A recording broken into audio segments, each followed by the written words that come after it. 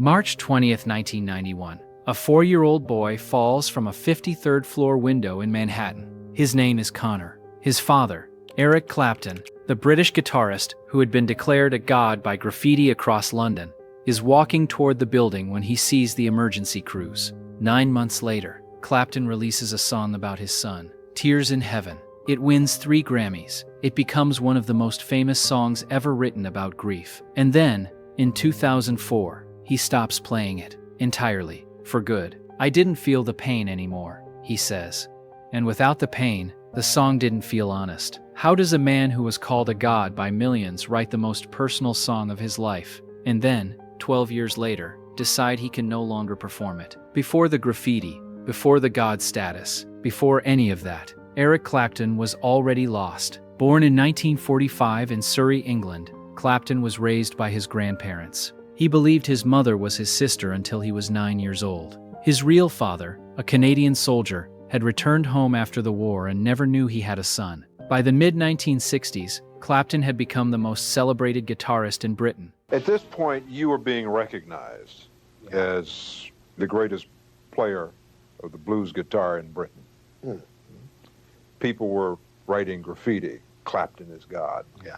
When you saw that, what did you think? I was disgusted and pleased at the same time. I am an egomaniac with an inferiority complex. So I like the attention and I don't like the attention. Fans spray-painted Clapton Is God on London walls. He joined the Yardbirds, then John Mayall's Blues Breakers, then Cream, one of the first supergroups. Years later, he reflected on that worship. I was disgusted and pleased at the same time. I am an egomaniac with an inferiority complex. I like the attention, and I don't like the attention. By the early 1970s, the god had fallen.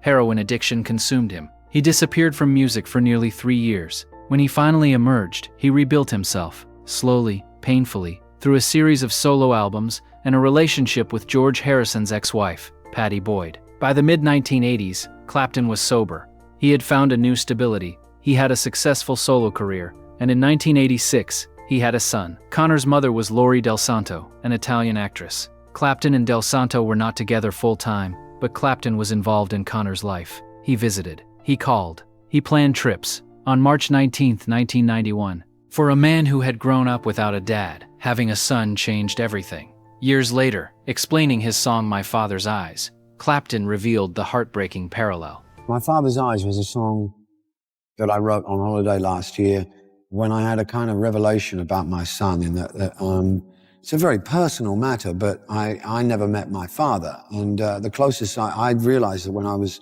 with my son, the closest I ever came to looking in my father's eyes was when I looked in my son's eyes. So I wrote a song about that. It was a strange, like a cycle thing.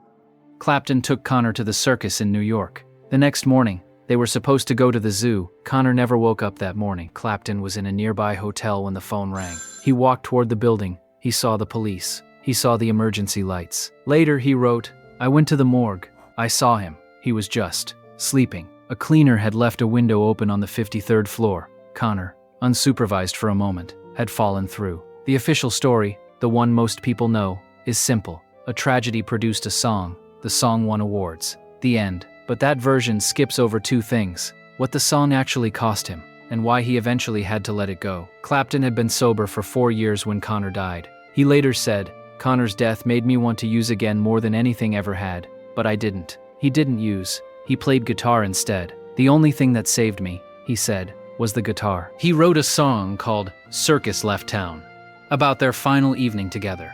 But the song that would define this period of his life hadn't come yet. Clapton had the melody. He had the first line. He couldn't finish the words. He took it to Will Jennings, the lyricist who had worked on My Heart Will Go On, and dozens of other hits. So how did Tears in Heaven actually get written? Jennings later described the moment. He asked Clapton one question. What would you say to Conor if he was standing in front of you right now? Clapton answered, would you know my name if I saw you in heaven? Jennings wrote the rest from that single line. The song was recorded for the film Rush. It was released as a single in 1992.